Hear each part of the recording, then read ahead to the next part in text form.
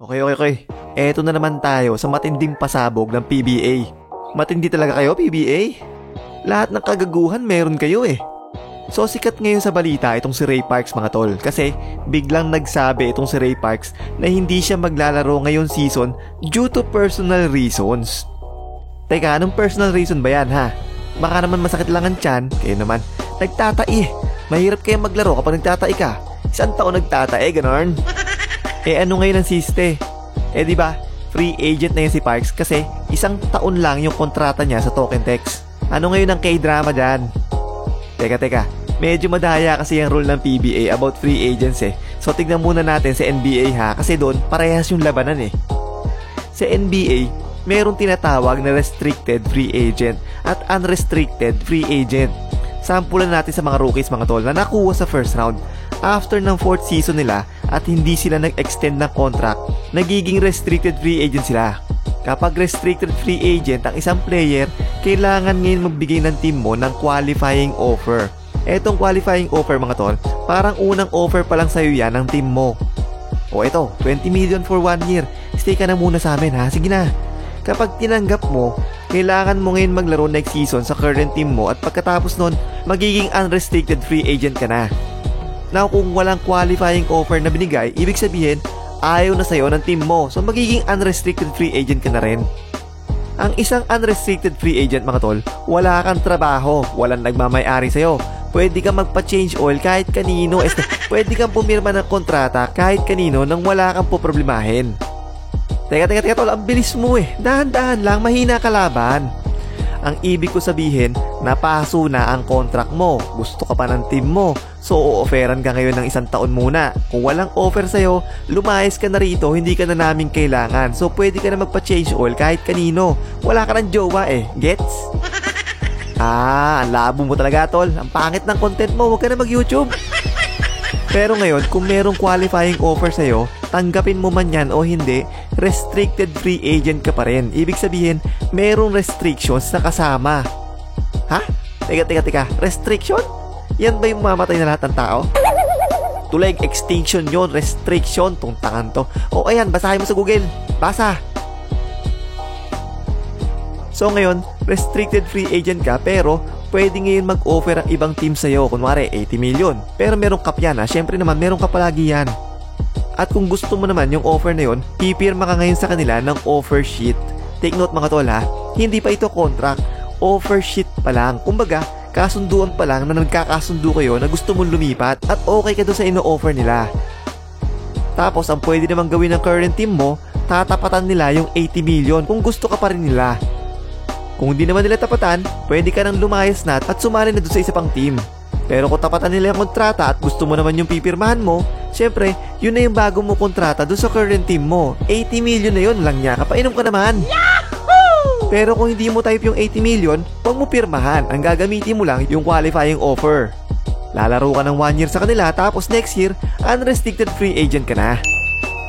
Fair, di ba? Ang galing, di ba? Parehas na parehas lang. May control ang player sa kanyang future, pwede siyang magstay ng 1 pang taon kung gusto niya maging unrestricted free agent at yung 1 year naman na yan, nagagamitin niya ng current team mo para ma-trade ka sa iba kaysa naman umalis ka ng walang kapalit, di ba? Meron ding power ang current team mo na i-match ang ibang offer sa'yo ng ibang team para ma-retain ka pa nila at actually, mas malaki pa nga yung pwede nilang i-offer sa'yo kaysa sa ibang teams. So parehas na merong power ang player at ang team. Walang lamangan, saktong-sakto lang.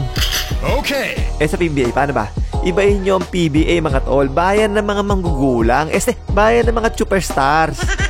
Merong kakaibang rule ang PBA about free agents. Wala pa silang unrestricted free agent na rule sa ngayon. Kapag pumirma ka ng kontrata at naglaro ka na sa isang team at napaso na yung contract mo, yung team na pinanggalingan mo pa rin ang may karapatang kumuha sa'yo unless mag-decide sila na i-release ka nila ng walang kasamang kondisyon. O kaya, i-trade ka nila sa iba. Aba. Buong malabs Ano kagaguhan yan ha? So yung tropang giga, in fact, ang kaisa-isang team sa PBA na may signing rights kay Parks unless they decide to release Parks without preconditions or trade him. Awit! Talo pa Smartmatic sa kadayaan no? Simplehan natin ha. Kung ikaw nakapagtrabaho ka na ng contractual, paano ba yung contractual ha? Simple lang yon, di ba? Kunwari, bibigyan ka ng trabaho. Contractual to ha, 1 taong kontrata. So magtatrabaho ko sa kanila na 1 taon, di ba? Sasahod ka every month, kadalasan, kinsenas. Kaya kapag A13 na at A28 na, pecha de peligro na. Patay. At pagkatapos sa 1 taon, paso na yung kontrata mo. May power ngayon ng kumpanya na alisin ka na at hindi ka nabigyan ng bagong kontrata. Kung o-offeran ka naman ng bagong kontrata, meron ka ring power na hindi tanggapin ang bagong kontrata na yon at lumipat na ng ibang trabaho. Parehas, di ba? Fair, di ba? Oo naman, parehas yan. Saktong-sakto lang. Okay. Sa PBA, hindi ka pwedeng pumirma ng kontrata sa iba kahit napasuna ang kontrata mo. Ang daya, di ba? Ano yan? Pwersahan, ganon? Mga inakay kayo ng mga gugulang eh. So ang ending, eto ngayon si Cardo.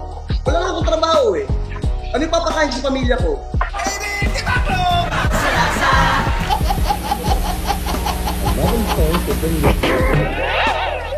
Pero batas nila yan mga tol, batas nila yan eh. Batas yan ng PBA, so valid yan. Walang nilalabag na batas ng PBA ang TNT Tropang Giga dahil sila pa rin ang may signing rights kay Parks ayon sa kanilang kagaguhan na batas. Hoy PBA, wala ba talaga kayong hiya ha? Wala kayong hiya no? Mga walang hiya kayo. Panahon pa ni kopong-kopong yung batas nyo oh. Halatang hindi parehas yan sa player at pabor na pabor yan sa PBA team owners. Tamaan sana kayo ng kidlat, tabla naman sana kayo ng hiya kahit konti lang.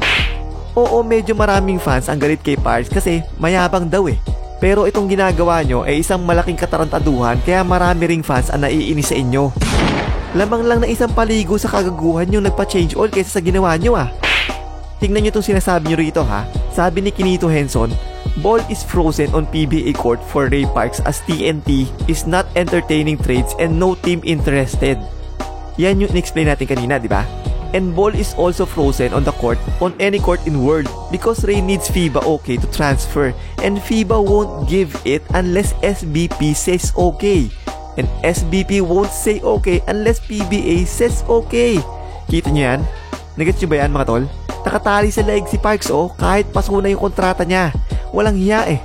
Ako hindi naman abogado eh. At lalong-lalo nang hindi ako abogado ni Parks. Pero tao tayo mga tol. Alam natin kung ano ang makatao at ano ang makagago. Walang nilabag na batas ng PBA ang TNT, pero sa batas ng pagiging makatao, meron. Ayusin nyo yan PBA. Kaya marami naiinis sa inyo eh. Hindi kasi kayo parehas lumaban. Oo, mayayaman kayo mga owners ng mga PBA teams, kaya nagagawa nyo yung mga ganyan eh. Pero sabi nga ng lola ko, hindi nyo madadala sa hukay ang yaman nyo. Esip-esip din kapag may time. Lagot. As usual, pag ganitong topic, wala muna shoutout ha. At baka mamura ko pa kayo. Pahingan tubig, yung malamig.